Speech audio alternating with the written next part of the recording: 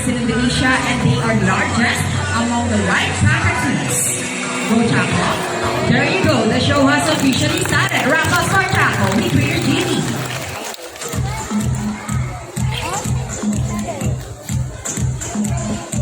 Hello everybody and welcome to Manila Ocean Park All-Star Bird Show with me, Trainer April.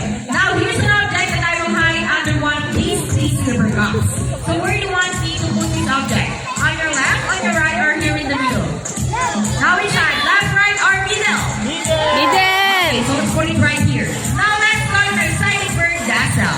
Dazzle is our silver-crested cockatoo, second name, Kakatuwa Cadalita. Common inhabitants of open woodlands and forests along the east coast of Australia. They are very loud birds and can mimic almost any sound. They typically feed on seeds, nuts, fruits such as durian, papaya, rambutan, and they also have thorns. Now guys, do you think Dazzle has the ability to find hidden objects?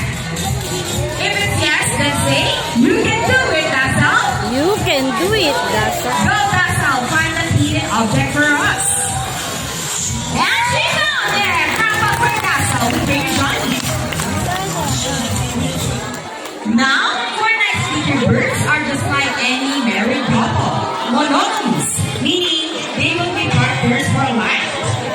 Pretty romantic, right? But as any couple will test in a relationship, there will always be battles. Meet Sassy and Rocky, our beautiful pair, green ako. And today, they will battle it out to see who's the best in the basketball game. But before we start this battle, I'll be dividing you into two groups. All the girls will cheer for Sassy. Two girls that you say, Sassy, Sassy.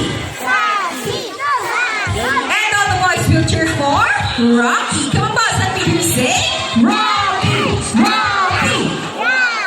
All right, birds ready, trainers ready, set, go. Here's Rocky first ball, followed only by Sassy. Another one from Rocky. And it's time for the last ball. Who's gonna win? And Rocky wins. What a close game. What can you say about Trainer G? You guys lose this time. Hold it. We want another race. Oh, she wants another race. Trainer Vince? Are you sure about that? Do you want Sassy to lose again? Well, this time I guarantee you that Sassy will win.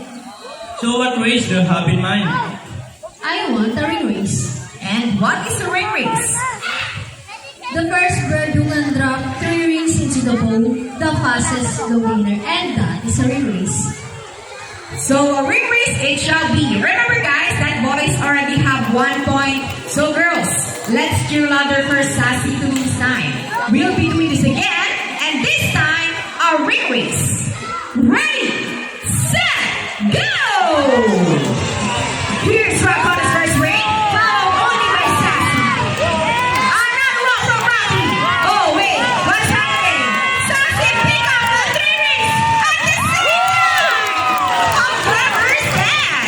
And the winner is Sassy.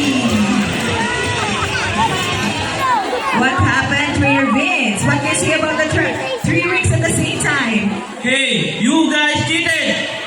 Oh, he thinks you cheated. No, we didn't cheat. Sassy used her brain. So it's true that girls are more intelligent than boys? Around us for Rocky and Sassy, Trainer Vince and Trainer G.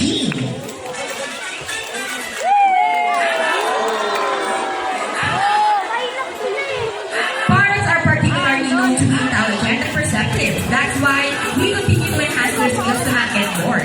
So here's Sassy once again, and she will show us how talented she is by putting the ship back to its correct slot. Just like Sassy, green macaws are from South America. They are known to be the gentle giants of the parrot family. It is because they are the second largest next to the highest sea macaws. They can grow up to 92 centimeter length and can live up to 8 years old.